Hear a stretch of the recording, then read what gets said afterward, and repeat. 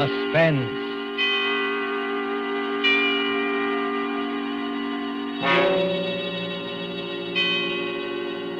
This is the Man in Black, here again to introduce Columbia's program, Suspense. Our stars tonight are Miss Agnes Moorehead and Mr. Ray Collins. You have seen these two expert and resourceful players in Citizen Kane, The Magnificent Amberson, in which Miss Moorehead's performance won her the 1942 Film Critics Award. Mr. Collins will soon be seen in the Metro-Goldwyn-Mayer Technicolor film, Salute to the Marines. Miss Moorehead and Mr. Collins return this evening to their first love, the CBS microphone, to appear in A Study in Terror by Lucille Fletcher, called The Diary of Sophronia Winters. The story told by this diary is tonight's tale of suspense. If you've been with us on these Tuesday nights, you will know that suspense is compounded of mystery and suspicion and dangerous adventure. In this series are tales calculated to intrigue you, to stir your nerves, to offer you a precarious situation, and then withhold the solution until the last possible moment. And so it is with the diary of Sophronia Winters and the performances of Agnes Moorehead and Ray Collins. We again hope to keep you in suspense.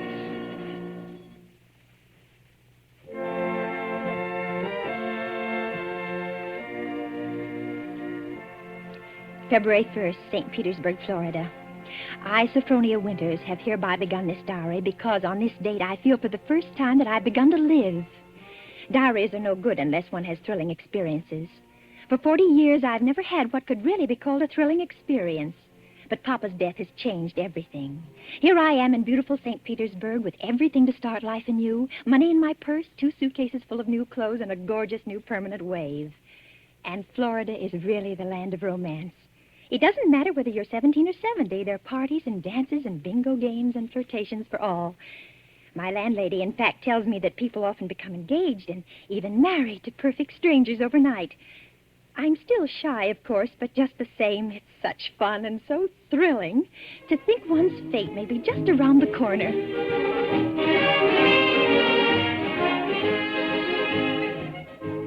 February 3rd. Oh, diary, it is beginning. This morning when I came out of my lodging house to go down to the beach, I noticed a man, a thrilling-looking man, sitting across the street on a bench. It was just as though he were waiting for me, because when I came out, he sort of started up as though he knew me. Of course, I didn't speak first, but I knew the minute I started down the street that he was following me. Well, I got to the beach and sat down with my magazines, and suddenly there he was, strolling toward me with a broad smile. Well, sitting out here all by your lonesome? Oh, yes, I am. Didn't I see you last night over at the Starfish Tea Room? The Starfish Tea Room? Mm-hmm. Oh, yes, I was there yesterday. But it was so crowded, I'm afraid I don't recall. Mighty nice cuisine they've got over there. Mind if I sit down beside you? Oh, not at all. Oh, just a minute. Sit on this magazine. The beach is so sandy. Oh, sand doesn't bother me. I'm from Maine, you know. We get plenty of sand up there. Do you? You've been down here at St. Pete long? Oh, just 3 days. 3 days? That's a long time. It's a wonder I didn't spot you before. Oh, Mr. Johnson's the name, Hiram Johnson. Oh. I come from Green Harbor, Maine. Run a big hotel up there summers. Oh. Well, that's my whole history in a nutshell. My name's Sophronia. Sophronia Winters. Sophronia? Uh-huh. Well, you know, that's quite a coincidence. My sister-in-law's name was Sophronia. Oh? Sophronia Johnson. You ever heard of her? She looked quite a bit like you, too. Sophronia Johnson? No, I'm afraid I haven't. Who was she? Someone very famous? I'm so ignorant about these things. Oh, that's all right. Say, look at that sun, will you? I'd say it was pretty nearly time for lunch. And Diary, darling, he is wonderful. Strong and kind, warm-hearted, so generous. I don't want to be like the other silly women in this town, but Hiram is different. There's something almost poetic about him, something sad and deep. You know, Sophronia, it's kind of mysterious, us finding that 9-point starfish on the beach together. My sister-in-law, Sophronia, used to collect 9-point starfishes. And to think your name's Sophronia, and you find a 9-point starfish with me. Well, it kind of draws us together, eh? Huh? What do you think? completely, as though I'd known him all my life. My landlady says it's foolish. But look at Romeo and Juliet. Weren't they foolish? What's the good of waiting, Sophronia? I've got to be back at the hotel in a week. We may never see each other again. Oh, Hiram, don't say that. I couldn't bear it. Then let's do it right away. Tomorrow? There's a parson out on Coral Avenue who'll do the job for us. We can take a nice moonlight drive out to the alligator farm afterward, have a nice shore dinner, then climb on board the Orange Blossom tomorrow night from Maine. Oh. Just think of Maine. The big dark pine woods, the sand, the bay. The two of us alone together. The two of us alone together.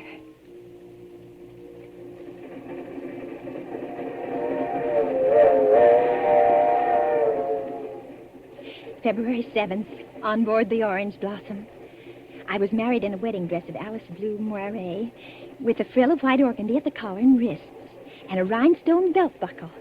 Hiram sent me talisman roses. I'm pressing one precious flower between the pages of this diary for luck.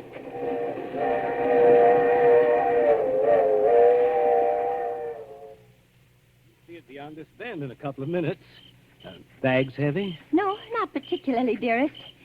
Oh, I can't get over that taxi man at the station. Imagine his insolence, saying he couldn't drive us over. Maybe he didn't have any gas. It happens sometimes around here. Well, anyway, I'm glad the weather's so mild. Can you imagine what it would be like in a blizzard? There's the place. Oh, wait a minute. I don't want to look till I put down these bags. Now, where? There. Through those big pine trees. Oh, it is big, isn't it? 125 rooms. So many fire escapes and balconies and porches and towers. I stayed in a hotel like that once years ago with Papa. It was very fashionable then. My grandfather built that place 50 years ago. Hasn't been changed much since. No? Well, of course, you've put in modern plumbing. Not yet. Here we are. Walk in. Oh, what's that? Just a foghorn out in the bay. Fog? We get it almost every night in this kind of weather. What are you locking the gate for? Why not? There's nobody coming in after us. Or going out again for a while. But I thought you said the hotel. The hotel is empty.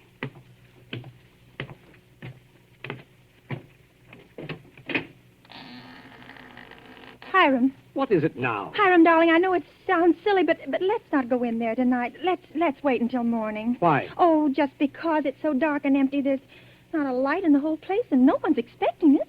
What do we eat? Where'll we sleep? Let's stay in the village just for tonight. I've got things to eat and a place to sleep.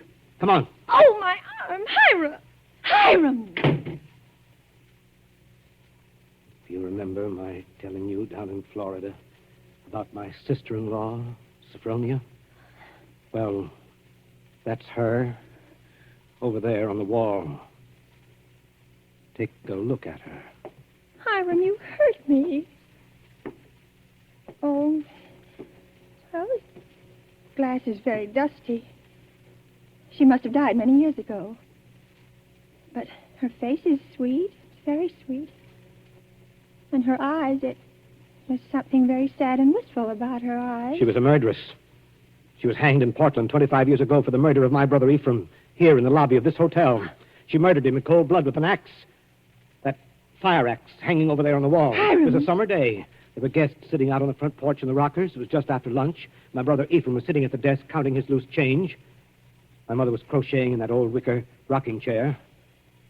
Sophronia came downstairs, humming a hymn. Oh, don't, Hiram. Please don't tell me any more. Why not? Well, it makes me nervous to hear it like this in this big shadowy lobby. And your eyes, Hiram. Your eyes. Hiram, you're acting so strange. Hiram, what's the matter with you, dear? I know it was a terrible tragedy, but it happened 25 years ago. Don't touch me, Sophronia. Don't touch you. Do you remember what I said to you in Florida? What did you say? Well, you said a million sweet and wonderful things to me, Hiram. I said you resembled my dead sister-in-law. Look at her again. Look at her closely. Sophronia. But why? Oh, no, I can't. It's too horrible. I can't look at her face with any pleasure now, knowing she was a murderess. You're afraid to look at it? No, I'm not afraid. Hiram! Hiram, please, my arm. Well, very well. I'll look. Now, stand there quietly, like that. Take off your glasses. That's all I wanted to see. That's all I wanted to see.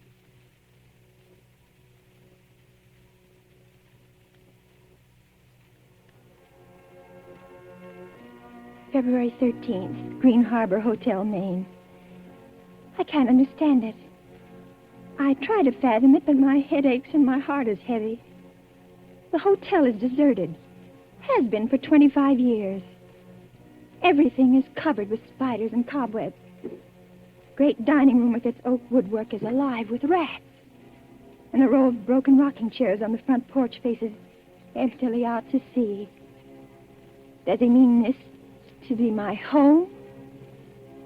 He's downstairs in the shabby parlor, off the lobby, playing the harmonium.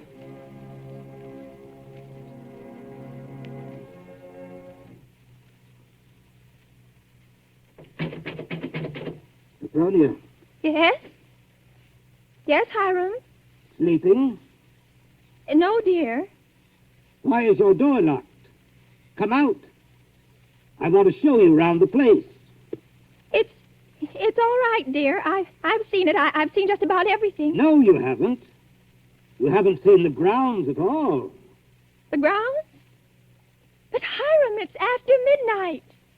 I want to show you where my sister-in-law, Sophronia, is buried. Well, not tonight, dear. Please, it's so late, and I have a headache. Open the door, Sophronia. I want you to come now. No, I shan't. Oh, go away. Let me alone. I won't. I won't. No use carrying on like that. You see, I have pass keys to all the doors.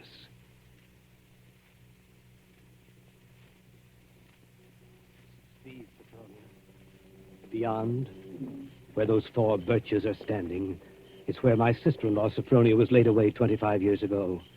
It was the biggest funeral in the neighborhood. Folks crowded outside the gate with the dozens trying to get a look, but we wouldn't let them. Buried her ourselves without a service out here by herself on the grounds. Ephraim's buried in town, but not Sophronia. I had a feeling I'd have to keep an eye on her even then. Keep an eye on her? I knew she was one of those restless sleepers who wouldn't stay quiet in her own grave. I knew before the year was out she'd find some way to start roaming around, hunting for mischief again. She was a young she-devil to the core, Sophronia. And they could hang her till doomsday. Wouldn't do any good. You mean you think she haunts this hotel? No, not this hotel. She never had any use for it, alive or dead. No. She makes for the warmer climates. She was always a cold-blooded little fish, freezing and shivering all the time. Places like California and Texas and Florida, she makes for. Florida? Yes, that's one of her favorite haunts, particularly around St. Pete. She likes the flowers and the sun and the romance. Hiram, I feel cold. Do you mind if I go inside Just now? a minute. I haven't explained everything. You think I'm crazy, I guess. Crazy. But I'm a lot smarter than some people give me credit for. Because, you see, I have found her now. 3 times. You see that grove of birches over there? Under every one of them's a grave. I've found her wandering the earth in disguise 3 times. And I've killed her 3 times. It still doesn't do any good. She's still restless. You mean you've killed 3 different women? So now I keep another open grave to remind her. It's waiting now. Would you like to see it, Sophronia? No, Hiram. No, please, Are you afraid to see it, Sophronia? No, Hiram, you don't mean to say that you think, just because my name happens to be Sophronia and that I look a little like... Think what, Sophronia? Nothing.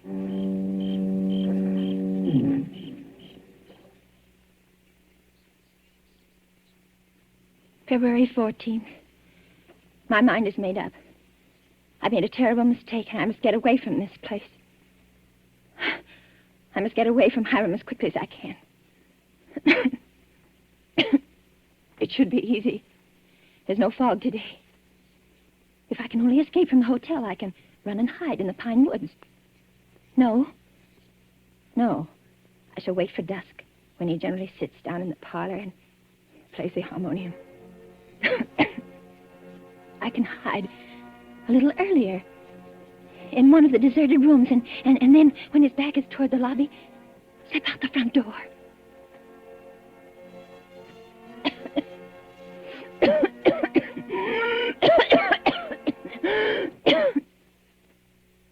Sophronia? Sophronia? Sophronia! Oh, there you are. What's the matter? Anything wrong? No, Hiram. You didn't want anything outside, did you? Because if you do, you'll have to ask me to get it for you. You see, I always keep the front door locked. Yes, Hiram. Yes, the back door, too. And all the doors leading out into the porches and fire escapes. And a good many of the windows. It makes one feel safe from thieves and peeping toms. Oh, you've got a cold. That's too bad. Yes. I must have caught it last night. Outdoors. The damp. You ought to be in bed.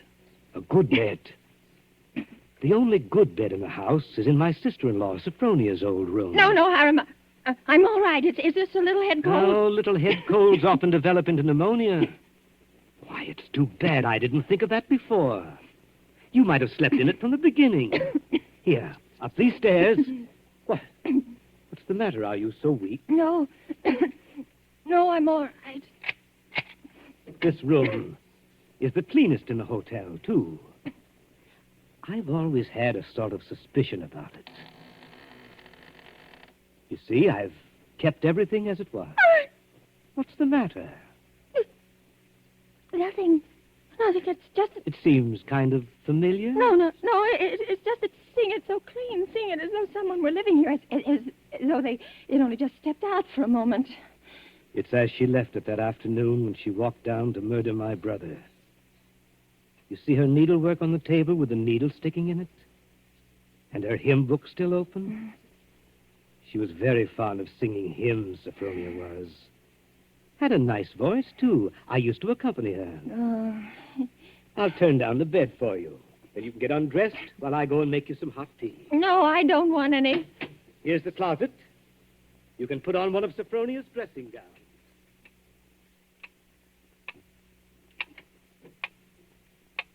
Diary, I'm beside myself. I shall go mad. 2 hours have passed since he locked the door upon me. Night's fallen and I'm alone. Alone in this horrible room with its hideous little mementos of death. I'm sitting here at her little wicker table trying to be calm, trying to write this. Somehow, when one writes about a thing, it doesn't appear so real. My hand is just brushed against her needlework. Her hymn book, where they still lie, waiting. I can bear having them near me no longer. I must get them out of sight. Anywhere. In that closet. A bureau drawer. Ready for your tea? No. Yes, Hiram. Why aren't you in bed? You'll take worse cold, you know. I'll get in bed in a minute. First, Oh. Brushing up on your needlework again? My needlework? You've got it in your hand. Have I? Oh, yes. Yes, so I have. But I wasn't working on it, Hiram. I swear I wasn't. I've never done a stitch of needlework in my whole life. I don't know one embroidery stitch from another. Let me show you. Look, I don't even know how to hold a needle. Get into bed, Sophronia. You're feverish. Before we go on, Hiram, before you go on thinking, we've got to have an understanding. You've got to let me explain. I was born in 1892 in Kalamazoo, Michigan. My name is Sophronia, that's true, but they name lots of people Sophronia. I was named for my grandmother. She had just died. No, you've got to listen to me. I've lived in Kalamazoo all my life. If you'd only just write a letter or send a wire. Well, I've never heard of Green Harbor in my whole life. I never went anywhere. For almost 10 years, I stayed home day in and day out nursing Papa. He had a stroke. I wasn't out of the house. It was the red brick house with the green shutters.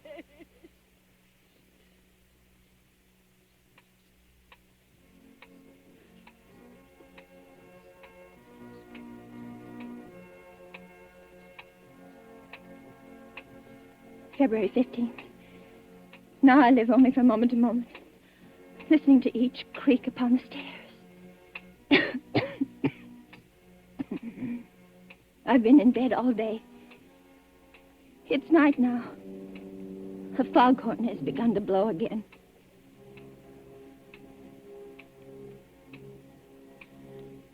February 19th. I woke up early this morning after a wretched night, and the date was burning in letters of fire in my brain. If he's planning to kill me, it'll be today. But the hours have been crawling on. It's almost midnight. Oh, why, if he's going to kill me, doesn't he do it at once? Why does he torture me like this? I'd rather be dead than sit here in this room one moment longer. I can't bear it. If he doesn't come in 5 minutes, I shall force him to come. I shall beat on the door. No. Rather let me sit quiet praying that he doesn't come. Oh, I want to live. I want to live.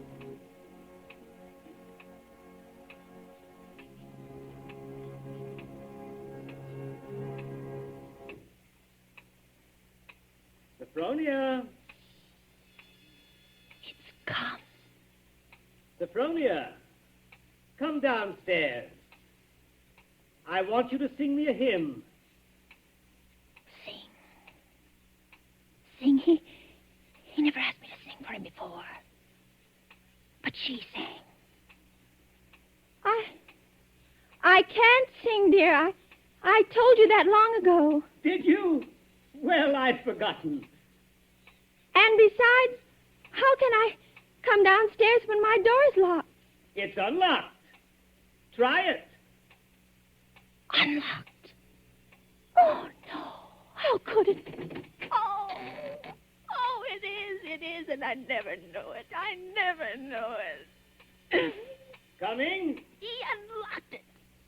Sometime while I was just sitting. Oh, why didn't I try a few more times? Why did I just sit there assuming?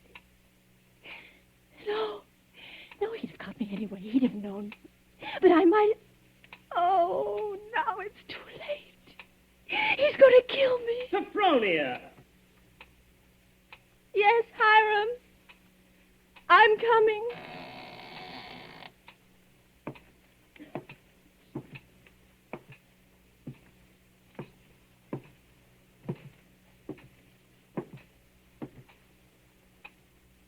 Hiram, where are you? In here. In the parlor. What are you doing there, Hiram? Waiting to hear you sing.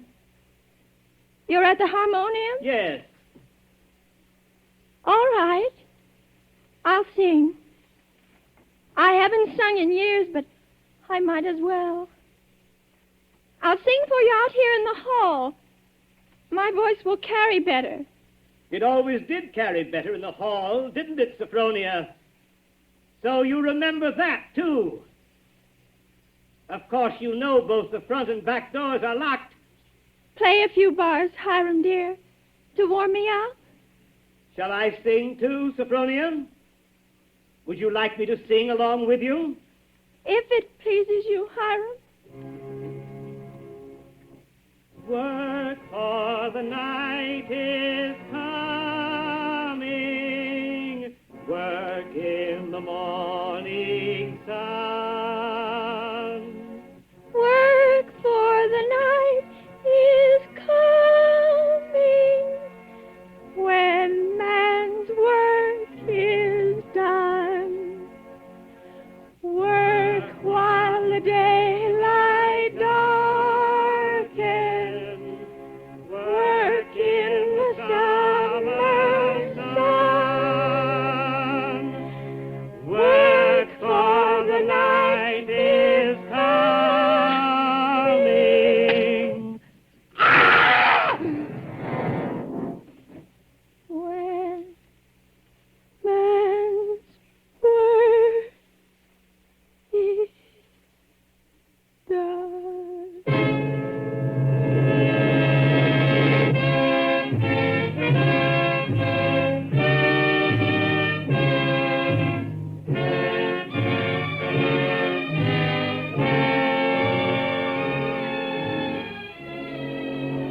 There's only one more page. Shall I read it to you? Yes. Yes, go ahead. March 22nd. I've been sick, I think, for a very long time. The pages of my diary are blank, but I shall take you out again, poor diary, today and start you over again. No, I shall never look back at the other pages. I shall only write on and on about this beautiful place, so that no one reading this diary will ever know that I did it.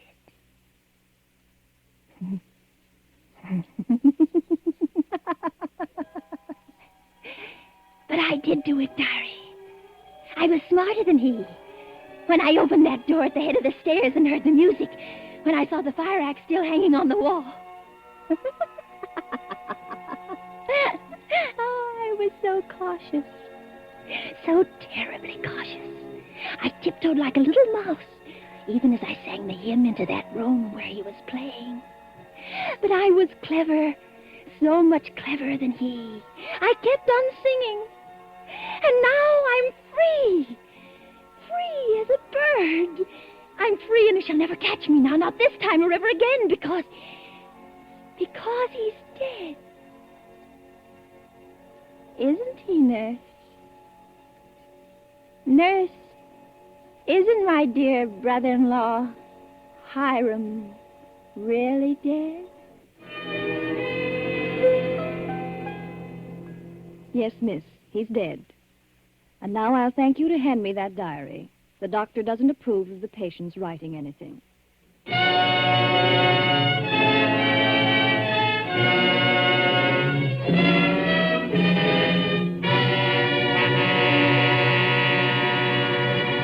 And so closes The Diary of Sophronia Winter, starring Agnes Moorehead and Ray Collins. Tonight's tale of Suspense.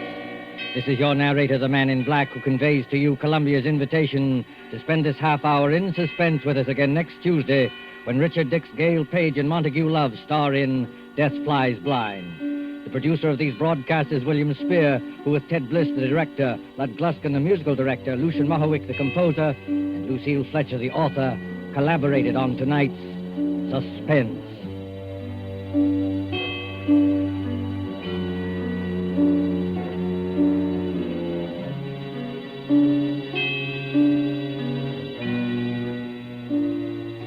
This is the Columbia Broadcasting System.